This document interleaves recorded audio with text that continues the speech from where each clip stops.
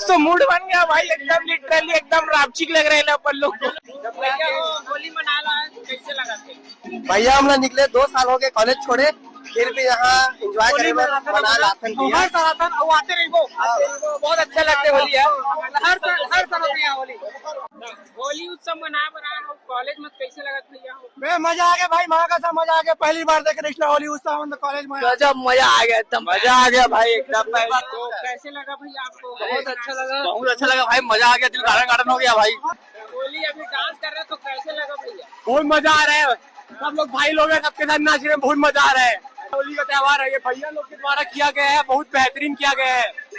बस एक चीज अच्छी नहीं लगी है कि थोड़ा अलग अलग कर दिया है, और वही है कलर के नाम से थोड़ा सा साथ लेने में दिक्कत हो रही है। एक तरह से ये सही है, क्योंकि यहाँ के लोग अच्छे नहीं हैं, गलत काम करते हैं लड़कियों के साथ, तो बच के रहना उनसे।